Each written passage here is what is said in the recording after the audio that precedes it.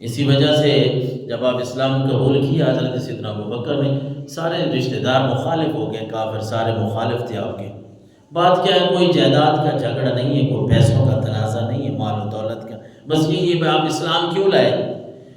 آپ اس اللہ کو ایک ماننے کی کیوں باتیں کرتے ہیں؟ آپ اس محمد کا ساتھ چھوڑ دیں، سرکار دو عالم کے بارے میں کہتے تھے، لیکن پھر کافروں نے ایک دفعہ آپ کو پکڑ لیا، مارا۔ حضرت سیدنا ابوبکر کی بات کر رہا ہوں، اتنا مارا کافروں نے، بے ہوش ہو گئے، بے ہوش ہو گئے، گھر والے لے گئے، والدہ لے گئی اٹھا کے، ہوش نہیں ہے۔ لیکن جب ہوش آتا ہے نا تو پھر بڑی پتہ کی بات ہے، ہوش آیا نا تو بندہ، ہمارے یہاں کیا ہوتا ہے، ہمیں کوئی کسی کے نام پہ بھی اگر مارے پیٹے، بے ہوش آ جائے، ہمیں ہوش آئے گا تو ہم اپنا ہی دیکھیں گے، میرا بازو تو بچ گیا ہے نا، میرا سر تو بچ گیا ہے، پھٹا نہیں ہے، کہیں کوئی زخم تو نہیں لگا۔ بندہ اپنے جسم کو ہی سنبھالے گا، اوپر جو بیٹھے ہوں گے ان سے ہی پوچھے گا کہ میں تو ٹھیک ہوں، اوپر والے تسلیاں دیں گے آپ ٹھیک ہیں، کوئی آپ کو چوٹ نہیں لگی، زیادہ نہیں زخمی ہوئے۔ لیکن قربان نہ جاؤں صحابہ کرام کے اس انداز پہ بھی کہ ابوبکر کو کافروں نے جب مارا، بے ہوش ہوئے، ہوش آیا نا تو اپنا ہوش تو پہلے ہی نہیں تھا نا، اپنا ہوش تو پہلے ہی، اپنا آپ تو وہ دیکھ چکے تھے اللہ کے رسول کو، اس لیے اپنا وہ ہوش نہیں رکھتے تھے، وہ ہوش رکھتے تھے رسول اللہ صلی اللہ علیہ وسلم کا۔ جو ہی ہوش آیا تو پوچھا، مجھے یہ بتائے کہ رسول اللہ کا کیا حال ہے، مجھے اللہ کے رسول کے بارے میں بتائے ان کا کیا حال ہے، کہیں کافروں نے ان کو کوئی تکلیف تو نہیں پہنچائی۔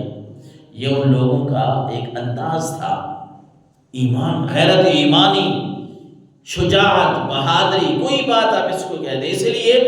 اللہ تعالیٰ کے نبی صلی اللہ علیہ وسلم نے، اللہ نے قرآن میں اور نبی صلی اللہ علیہ وسلم نے اپنے فرامین میں کوئی تھوڑی ان کو خوشخبریاں دی ہیں، ویسے تو نہیں نام بنتا نا، اور اتنے بڑے انعامات ویسے تو نہیں ملتے کہ حضرت سیدنا سعید بن عفان میں ہے نا، بلکہ بخاری شریف میں بھی یہ حدیث آپ کو ملے گی 1897 نمبر پہ، کہ جنت کے جو دروازے ہیں، جنت کے دروازوں سے لوگوں کو بلایا جائے گا،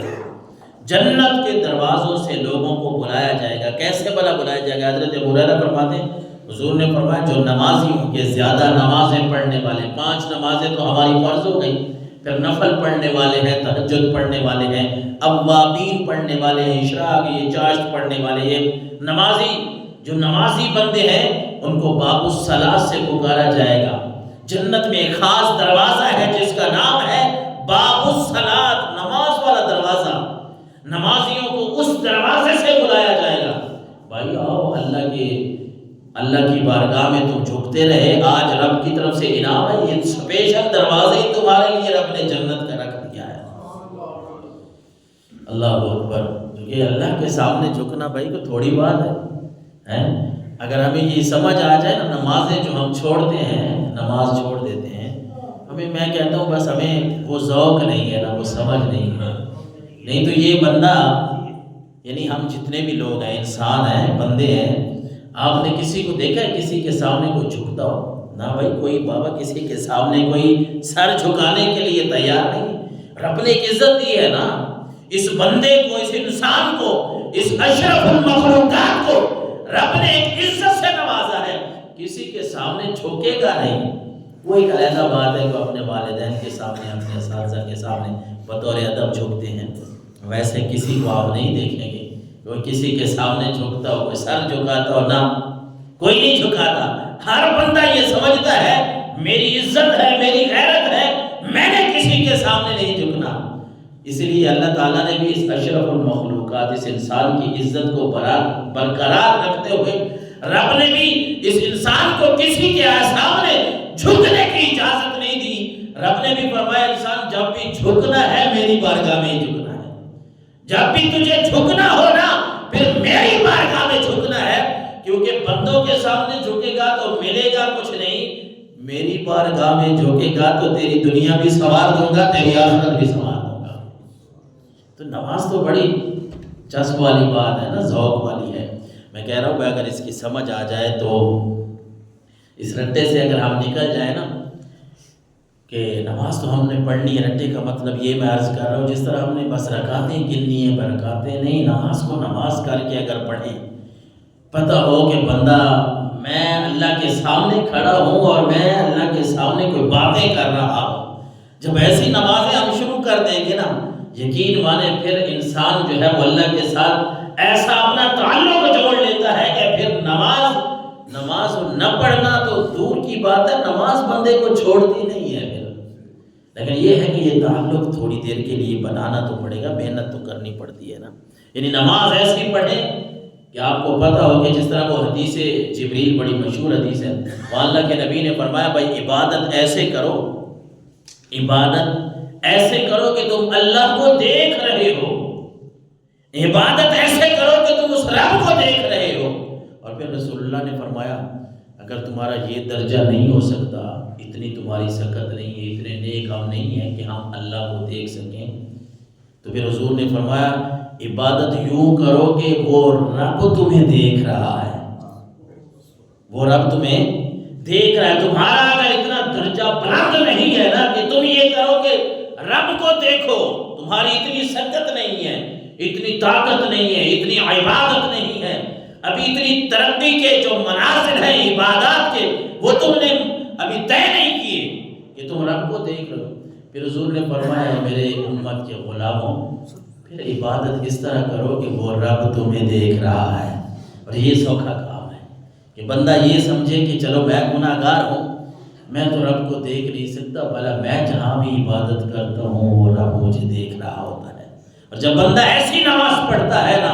پھر وہ نماز کیسی بن جاتی ہے کہ حضور نے فرمایا ان نمازیوں کے لیے باب الصلاۃ، جنت کا ایک وکھرا ہی دروازہ ہے۔ رب کا حکم ہوگا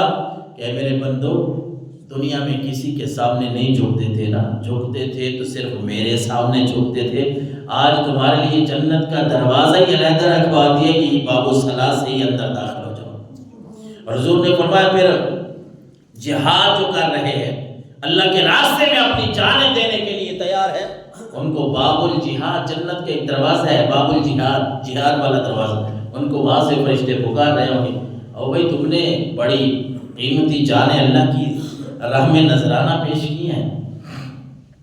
کوئی سوکھا کام تو نہیں ہے جان دینا، اپنے گھر والوں کو چھوڑنا ہے، بندہ جوان ہے بوڑھا ہے جیسا بھی ہے، ماں باپ کو چھوڑنا ہے، اگر شادی شدہ ہے تو بیوی بچوں کو چھوڑنا ہے، جہاد کے لیے نکلنا ہے، پھر وہاں شہید ہو جانا ہے، اپنی جان کا نذرانہ دینا، یہ کوئی تھوڑا کام تو نہیں۔ اس لیے اللہ کے نبی نے فرمایا جو جہاد کرنے والے ہیں ان کو باب الجہاد سے، جہاد والے دروازے سے پکارا جائے گا کہ جہاں سے جنت میں داخل ہو جاؤ۔ اور پھر حضور نے فرمایا کچھ اللہ کے ایسے بندے ہوتے ہیں جو سخی ہوتے ہیں، اپنا مال رب کے راستے میں لٹانے والے ہوتے ہیں، جس طرح حضرت سیدنا ابوبکر صدیق رضی اللہ تعالیٰ عنہ اللہ کے راستے میں مال باقی بھی صحابہ کرام دینے والے تھے، لیکن صدیق کے بارے میں آپ نے پڑھ رکھا ہے نا کہ صدیق کہتے تھے یا رسول اللہ اگر میرے مال کی ضرورت ہے تو میرا سارا مال اللہ رسول کے لیے حاضر ہے، میرا سارا مال اللہ رسول کے لیے حاضر ہے۔ وہ پیچھے کوئی چیز چھوڑتے نہیں تھے، اللہ نے ان کو یہ شان عطا فرمائی تھی، یہ سخاوت کا عالم تھا۔ جب رسالت امام صلی اللہ علیہ وسلم ہجرت کر رہے تھے، بلکہ جب پہلے اسلام قبول کیا، کتنے ہزار درہم آپ کے پاس تھے، آپ نے کہا عرض کیا یا رسول اللہ یہ درہم اب ہمارے نہیں ہیں، اب یہ اللہ کے نام کے ہیں، رسول اللہ کے پاس ہے، جہاں مرضی ہے استعمال کریں۔ میرے آقا علیہ الصلوۃ والسلام بڑا جملہ یہ بولتے تھے، آپ فرماتے تھے لوگوں جتنا ابو بکر کے مال نے مجھے نفع دیا ہے نا، اتنا کسی کے مال نے مجھے نفع نہیں دیا ہے۔ اور جب حضرت عمر اور حضرت ابو بکر کی آپس میں کوئی بات ہوئی نا تو حضور صلی اللہ علیہ وسلم نے یہی فرمایا تھا عمر بات یہ ہے کہ ابو بکر وہ آدمی ہے کہ جب سارے لوگ میری دشمنی پہ تلے ہوئے تھے نا، سارے لوگوں نے مجھ سے تعلقات ختم کر دیے تھے، مجھے اپنے کنبے قبیلے کے لوگ، اپنے رشتہ دار، اپنے محلے کے لوگ جب میری مخالفت کر رہے تھے، وہ ایک دوسرے کو آپس میں بیٹھ کے کہتے تھے کہ ان سے تعلقات ختم کر دو، ان کو پیسہ نہیں دینا، ان کے ساتھ بولنا نہیں ہے۔ عمر بات یہ ہے کہ ابو بکر وہ ہے جب لوگ میری مخالفت کر رہے تھے، ابو بکر نے مجھے مال بھی دیا ہے، جان کے ساتھ بھی میری مدد کی